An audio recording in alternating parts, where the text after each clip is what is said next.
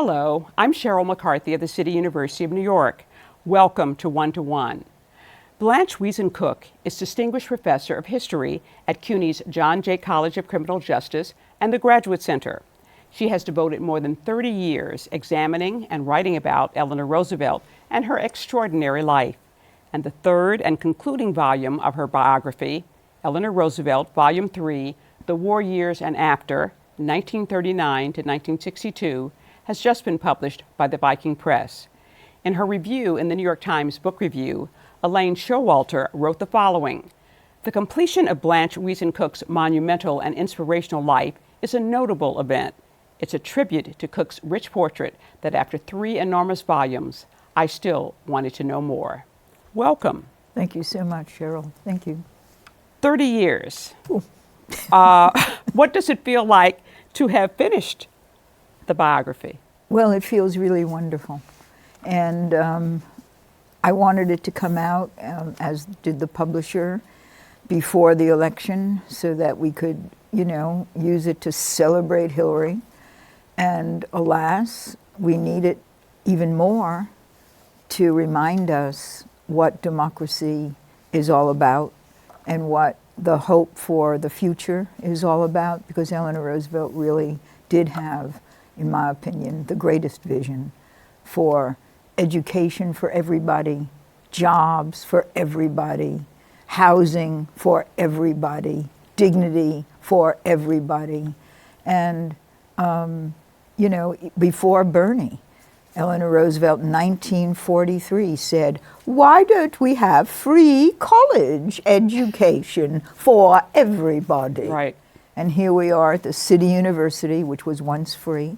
Is no longer. And is no longer. But we need free college education and training and jobs and dignity for everybody, and then we will have peace. And then there's the whole question of democracy, free speech. Eleanor Roosevelt hated Gestapo tactics. So that's all in the book, and it's all in her life, and we need her life right this minute. Right. Urgently. The volume, it's not only a personal account of a complex woman, but it's a historical record of a time that was as complex as any in this country's history and in the world's history. There were dark clouds over the world. Talk about some of the things that were going on domestically and worldwide. Well, it's really a story of fascism in the world. Hitler, Nazi triumph over so much of Europe is World War II. And Eleanor Roosevelt's confrontation with FDR about first race. We have a military that's segregated in discriminatory and unacceptable ways. And Eleanor Roosevelt fights really from 1934. If you look at Volume 2, there's a moment when the teachers of America in 1934 pass a resolution saying, segregation has to end. Terrible things happen with segregation, sounding much like the 1954 Brown versus Board of Ed. Black children are encouraged to feel inferior. White children are encouraged to feel superior. And it destroys all hope of community. And Eleanor Roosevelt strides on the stage and gives one of the most important speeches of her life, which she repeats over and over, about how stupid we are. And we have to understand every child needs to develop his or her skills to the utmost, because we have to understand we will all go ahead together or we will all go down together. And that is, one of her leading mantras from 1934 on, and the core of her struggle during World War II and beyond. And then the whole question of rescue, the failure. Here we are in the 21st century with over 65 million refugees seeking asylum. And Eleanor Roosevelt gets involved in efforts to save people, to rescue people, to and there build was asylum, very little support for that no support in the United States Right. until almost the end of the war, yes. when a lot of people were dead by that time. Right, 1944. And Ruth Gruber, who we've had on CUNY TV several times, who just died, at the age of 105, was responsible for, with Harold Ickes, one of the only haven in the United States in Oswego. And only 1,000 people. For only 1,000 people. And you also had, you had this fascism that was threatening to take over Europe, but you have had a significant number of Americans and politicians who, because they were so afraid of communism, would not take a step against fascism. Right. That's really, FDR doesn't move on race or rescue because he's so afraid the Dixiecrat, which we now call Dixiecrat, dominated Congress, right. House and Senate, right. And isolationist Republicans won't provide material for defense. And so for the war effort, he really needs to essentially woo their support, right, and get their support, and so he is virtually silent. And Eleanor Roosevelt appreciates his silence for the absolute need. But the bigotry, I think we have really failed to deal, even today, with the bigotry that existed, throughout the 20th century, and as we can see, continues to exist and dominated. Now, one associates, obviously FDR with the dramatic reforms of the New Deal, I guess, which started, in when? In the 30s. Yeah, in the early 30s. Yeah. But I was shocked to learn in your book that by 1938, 1939, the Democrats and the Republicans in Congress were whittling away at the New Deal. Right. And the New Deal was segregated. Folks really failed to appreciate. One of the heroes in this book, and one of the things that came out of this book, Joe Lash always said Eleanor Roosevelt was infinite. But there are so many people in this book, like Esther Lape, L-A-P-E. I always spell it for my graduate students because there's still no biography of Esther Lape, who fought all her life for what we now call single payer, a health care plan in which everyone was covered. And it was supposed to be in the 1935 Social Security Act, and the AMA lobbied it to death. And then Eisenhower brings it up again. It's supposed to be the essence of the 1958 Health Reinsurance Act, which is Medicare, Medicaid, and he gives the pen and he calls for Eleanor Roosevelt and Esther Lape to help him do that. And Esther Lape fights for what is a single-payer health care plan to the day she died, the age of 100, in 1982. And her story is incredible, and she's Eleanor Roosevelt's closest friend and advisor with her partner, Elizabeth Reed. But to follow their efforts is so fascinating, and it's where we are. Right. Now, Congress attacked the National Youth Administration as being communist. It cut $125 million out of the WPA budget. It cut federal funds to writers, music, and art projects, defunded the Federal Theater Project, killed a bill to build affordable housing, and started a witch hunt to supposedly root out communists in the New Deal agencies. Right. So all this is going on, and it seems at a point, because he's trying, as you said, trying to get support for the war, that FDR stopped pushing so aggressively for some of the New Deal programs. But meanwhile, Eleanor is pushing for them. Eleanor's pushing for them. So this is a period when they became probably the most divided on issues, and maybe even personally? Well, he always said, I'm not going to silence you. Go out and essentially make me do it. Build a movement. Right. And she really believed what she was doing was building a movement for the things that had to happen. Building a movement for, just think, not supporting the arts. When you did agree to support the arts, how amazing that the Congress that killed Pinocchio was one of the big rallies that happened when the WPA was cut and the federal theater was cut.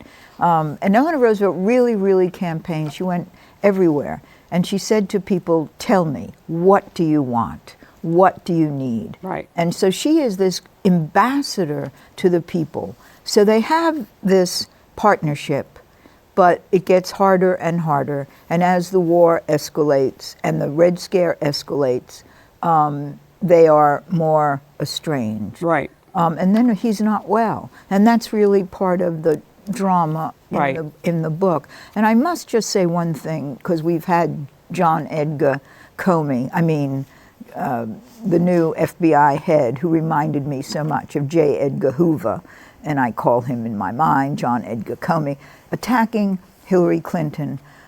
J. Edgar Hoover attacked Eleanor Roosevelt everywhere. And the two things that are great mysteries to me is that FDR never fired J. Edgar Hoover, even though Eleanor Roosevelt's phones were bugged, her hotel rooms were bugged. He followed her everywhere. And one of the largest FBI files, which we got through the Freedom of Information Act, which is now endangered, it's over 4,000 pages, and it's everything she said.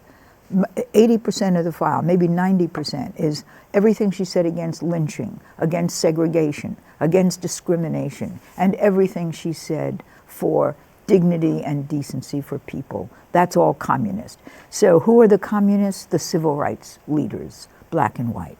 And it's just a disgusting history, really. So he doesn't fire J. Edgar Hoover, and he doesn't fire Breckinridge Long, who is the man in the State Department. Who really obstructed any effort to get any of the refugees out of Europe. Absolutely. Yeah. He is really the man responsible for the failure to rescue. And FDR keeps promoting him. They have a Groton, Harvard, childhood connection, but he never fires him. And Eleanor Roosevelt says, but he's a fascist. It's really shocking. Of course, the United States really resisted getting involved in the war until Pearl Harbor. 75 years ago. Right. This month. They finally did get involved in the war, and Eleanor exerted her influence regarding many issues. I remember her My Day column urging American women to save their kitchen grease because the military, I've forgotten what the military did with it, lubricated tanks. Lubricated tanks, right. And of course, she campaigned feverishly on behalf of the European refugees. And she urged that the armed forces be integrated. She supported the Tuskegee Airmen, was very big on integration within the armed forces. Before I go on, I think we're going to take a break because there's so much more to cover. Okay, so we're going to take a short break, and then we'll be back with more with Blanche Wiesen Cook, author of Eleanor Roosevelt, Volume 3, The War Years and After, 1939 to 1962.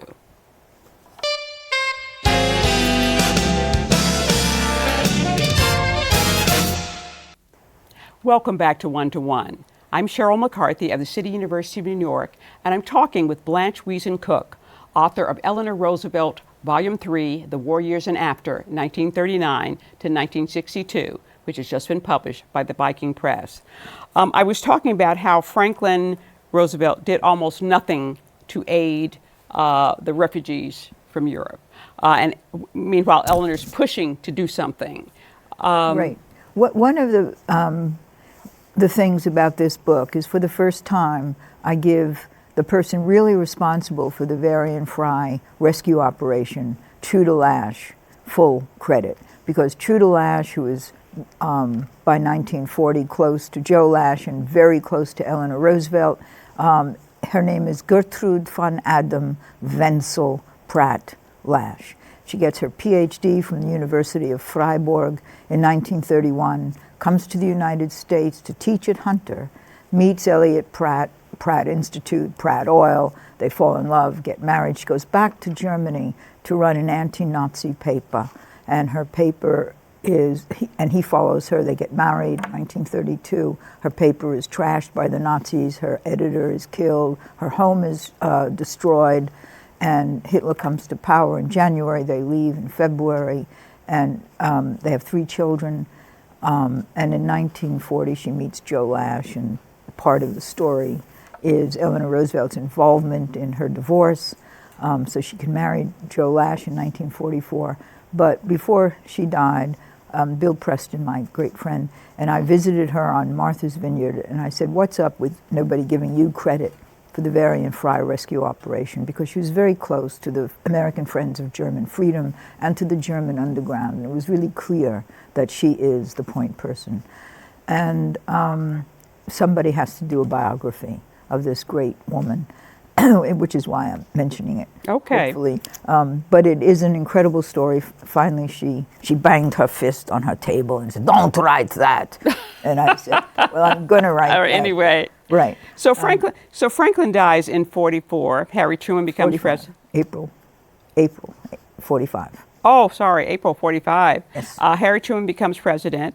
You describe when they bring FDR's body back from Warm Springs and take him to the White House, Eleanor asked to be left alone with the body. She's there for about an hour alone with him. It's the end of what was an extremely fruitful but very complicated relationship. And you said that you didn't doubt that despite, Franklin's affairs, their differences, her constant nudging of him on many issues, that they loved each other to the end. Well, they admired each other. They admired each other to the end. They admired each other, and they were partners. And she always admired him and ultimately, I think, forgave him. On the other hand, what she's doing alone with his body is she's putting her wedding ring into his hand, because she has been told on the train coming home that he had been with Lucy Mercer, the woman who he had promised never to see again. Okay. So while she treats Missy LeHand, and there's a new book about Missy LeHand in FDR, as the junior wife, very grateful for Missy LeHand being there for FDR and to serve all of his, emotional and social needs, so she could have her own life. She really was devastated to learn he was with Lucy Mercer at the end. So putting the ring on the finger was not an act of affection, but it was of, feeling betrayed. Yeah, it's over. Okay. But after she never wrote about it, and she never told anybody. Okay. Not even Joe Lash, who was her great friend. And after Franklin's death, did Eleanor, do you think she felt a sense of freedom that she didn't have before? Well, she talked about having a sense of freedom, and she talked about, for the first time, I'm free. I can say what I want. But then she goes to work essentially for the State Department at the United Nations, and she is, once again, not quite so free. On the other hand, she's a brilliant diplomat and negotiator, and and people really want to know what she thinks. Mm-hmm. And so she negotiates the Universal Declaration of Human Rights, which is her, primary global legacy, and we still have it to fight for and build upon. Although the United States has never even had a conversation about the Economic and Social Rights Covenant. And I just want to talk about that, because here we are in the 21st century. Most of the world has ratified both covenants. A lot of people criticize Eleanor Roosevelt for agreeing to two covenants, but it was a necessity, she believed, because Truman had urged her not to support the economic and social rights within the Universal Declaration because they were Soviet originated. Mm-hmm. And she said to Truman, "But you can't talk human rights to people who are hungry." Right. So she insisted on both. She said, "If you want me not to vote for it, I will resign." He didn't want her to resign, and she goes through with it, but there are the two covenants. And the U.S. has been very laggard. We didn't ratify the civil and political rights until 1991, when the Soviet Union collapsed. George Herbert Walker Bush ratified that. And if someday there's an Oedipal biography of George Herbert Walker Bush and his son, who I call George Warbush, W. Bush, everything Daddy did, he did the opposite. No, there won't be a war with Iraq. Yes, there will. We will support civil and political rights. No, we won't. We'll torture. Anyway, this goes on. But there's not even been a conversation about economic and social rights, which my fantasy was Hillary Rodham Clinton would bring up and the U.S. would get behind a movement. There is a group called NESRI, N-E-S-R-I, National Economic and Social Rights Initiative.org, NESRI.org. But it's something we really need to deal with, because there isn't going to be peace unless there is jobs for all, housing for all, education for all, dignity. Or as Al Sharpton put it, no justice, no peace. No justice, no peace. I was surprised to learn that one of the initiatives that Eleanor was indirectly responsible for, because she prodded Franklin on this, was the GI Bill of Rights. Right. Well, when she went around the world, she went to the Pacific and Australia. Visiting the troops. Visiting the troops, visiting the Allied troops. And she was stunned in Australia and New Zealand to realize that they already had a GI Bill of Rights. And so she came back and she said, Australia and New Zealand have a GI Bill of Rights. We should have one too.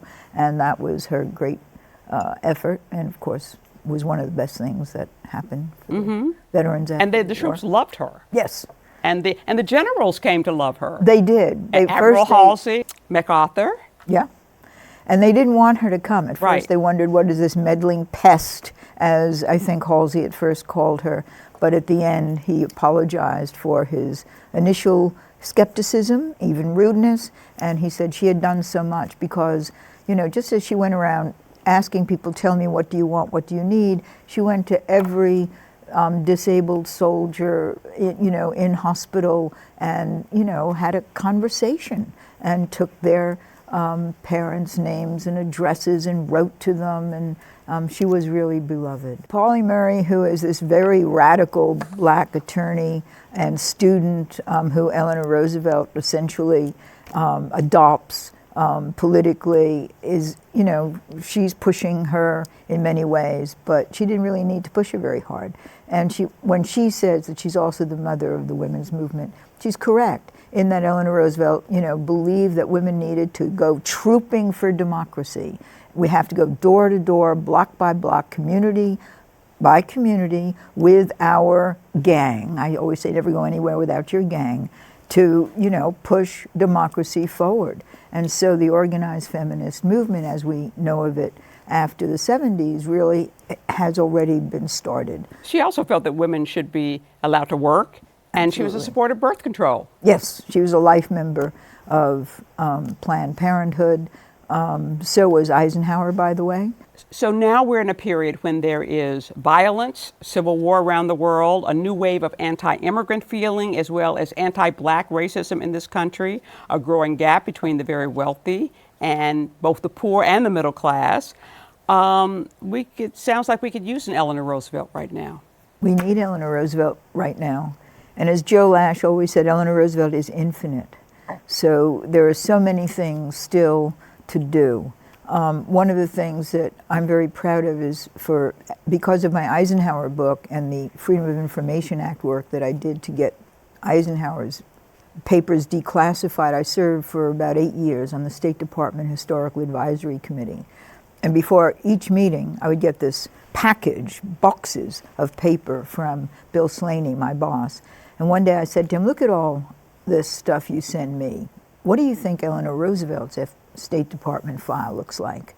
And he said, let's go look for it. So we went to the archives and we found 198 boxes. Wow.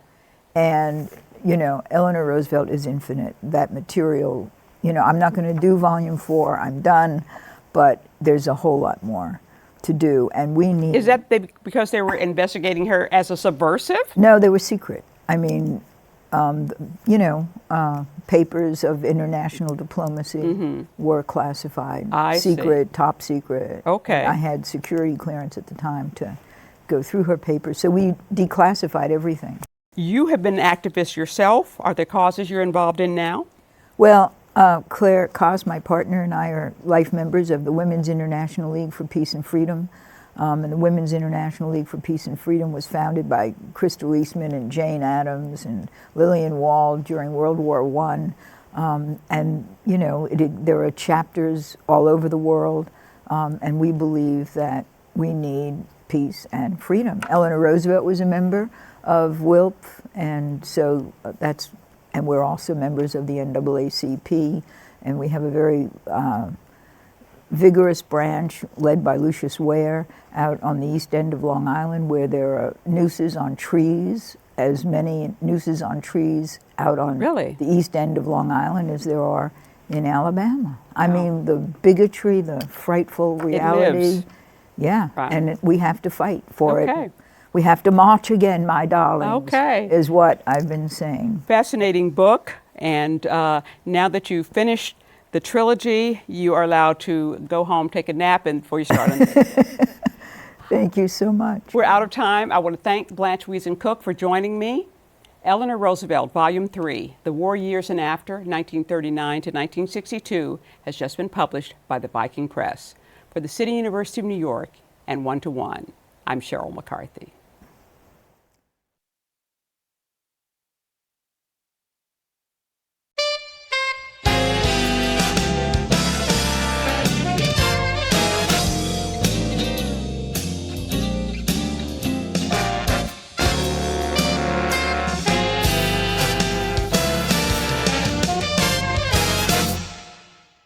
If there are any people you'd like to hear from or topics you'd like us to explore, please let us know. You can write to me at CUNY TV, 365 Fifth Avenue, New York, New York, 10016, or you can go to the website at cuny.tv and click on Contact Us. I look forward to hearing from you.